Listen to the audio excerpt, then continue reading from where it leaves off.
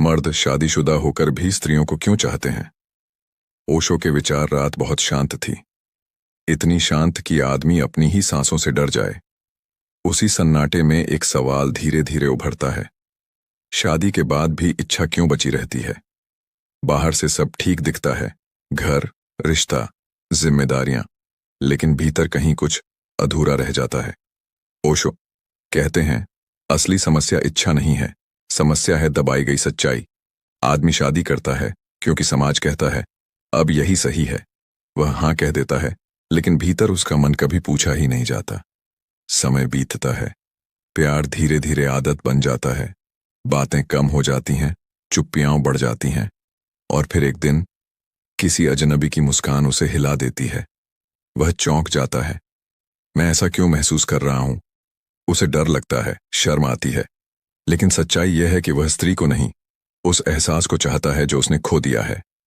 वह जीवंतता, वह नयापन, वह धड़कन। ओशो कहते हैं, इंसान को सबसे ज्यादा डर अपनी ही सच्चाई से लगता है, इसलिए वह उसे छुपाता है, कभी नैतिकता के पीछे, कभी रिश्तों के नाम पर। लेकिन जो छुपाया जाता है वह अंधेरे में और गहरा हो जाता है। बाहर से आदमी वफादार दिखता है, लेकिन भीतर उसका मन भटक रहा होता है।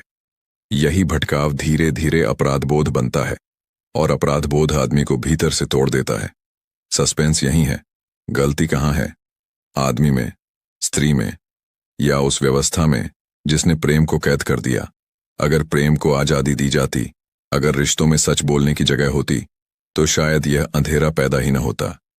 लेकिन समाज को सच नहीं चाहिए, उसे नियंत्रण चाहिए, और जहां नियंत्रण होता है वहां प्रेम मरने लगता है। रात अब भी शांत है, लेकिन सवाल और तेज हो चुका है।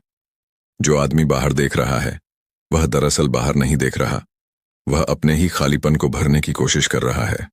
और जब तक वह खालीपन समझा नहीं जाएगा, तब तक कहानी दोहराती रहेगी, चुपचाप, अंधेरे में।